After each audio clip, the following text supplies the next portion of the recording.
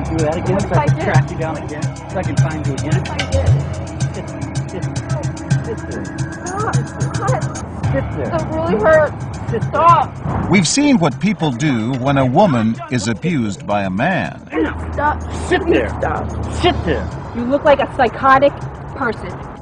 But we wondered, what would happen if we reversed the sexes? What if the victim were a man and the abuser a woman? Huh? You want to start with me? This time she plays the aggressor, verbally and physically abusing her boyfriend. How's that? How's that? Women abusing, even assaulting their male partners. Not as isolated as you might think. I hate you! From Moonstruck to Shakespeare in Love to Pirates of the Caribbean, women hitting men may be a Hollywood staple, but it's not just in the movies. Major League pitcher Chuck Finley's wife, actress Tawny Kitaen, was arrested and briefly jailed after he accused her of pummeling him. She denied it and charges were dropped, but only after she agreed to attend anger management classes. Again, psychology professor Carrie Keating. It is a big problem in this country. Men create more damage, but women hit more than men do. Every year, there are more than 800,000 serious cases of women abusing men. Again, nothing. But confronted with this, what will people do when hidden cameras are rolling and our actress is out of control? No. One after another, people pass by and keep right on going. What will this woman do? At first, she seems to ignore the fight, but pauses a few paces down the path to watch. She tells us she didn't think this woman could pose any real physical threat. It didn't look like any harm was being done. I didn't immediately think to protect the man at all. But now we're about to meet a woman whose reaction is instant, visceral. Watch closely. No, get up. No. Why don't you calm down? What went through her mind? Good for her. You go, girl. Linda McCluthie just assumed he had it coming to him. But why? Maybe she caught him cheating or something like that, really bad, and then made her lose it.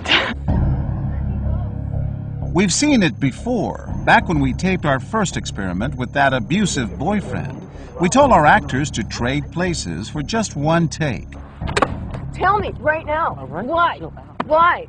And later brought bystanders together to talk about what they'd seen. My first thought was that he must have cheated on her. I was thinking that same thing. But you don't know that. You don't, but... You look guilty. Exactly. Okay. And now, over and over again, when the victim is a man, so many women perceive him as guilty. I figured, well, he probably deserved it. Linda seems to think our feisty actress is a kind of role model. I was thinking, I'm pretty nice all the time. I should have done what she did sometimes. But what about this guy? You know what? Just... Nate, come on! Come on, what? Whose side is he You on? haven't said a freaking word to me about it. We watch and record for hours and hours as 163 people just walk or jog right by.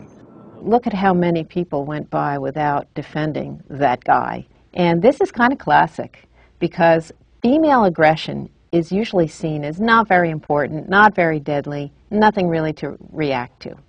But just maybe things are about to change. Watch these women as they gather at a safe distance and map out a strategy. Now, one of them approaches. Everyone wants to call the cops on you guys. Excuse me? Everyone wants to call the cops. You're not going to say anything? It's actually, like, none of your business, so can you excuse me? Oh, sorry. Well, if you need help, we'll help. But when she retreats, they go at it again. Look at me! Nate, stop ignoring me! What the? You're not even... Look, Nate! Hello! Hello! And that's all it takes. This woman calls 911. 911, where's your emergency? There's two people fighting on a bench. She's like beating him up. I was wondering if somebody could come just check it out. But what would a cop do when a woman is abusing a man? Self-centered. Hi, guys. Why not call 911? What they would have, they would just have a little tiff. They'd be all right. I find it upsetting. I would find it more upsetting if he were putting his hands on her. If you're wondering why they didn't call 911, well, he's a cop. If it had been the man, oh, without a doubt, you would have stepped in. Yeah. It's called old-fashioned views. It's a double standard. It is. So what can I tell you? I mean, you know, if you're raised the way I was raised, you don't put your hands on it, right? So what should you do if you see something like that? Every individual has to do their own calculus when it comes to whether or not they should step in and help. For these women, the calculus was simple. The physical abuse, the verbal abuse, you know, you shouldn't be hitting one another. I was concerned for both their safety. And these women tell us the fact that the abuser is a woman makes no difference. That is not an answer. What matters is that someone needed help. There's also a risk to not helping. And when we fail to help in a situation, it doesn't make us feel very good about ourselves. I'd rather do the right thing than walk away and go home and regret it.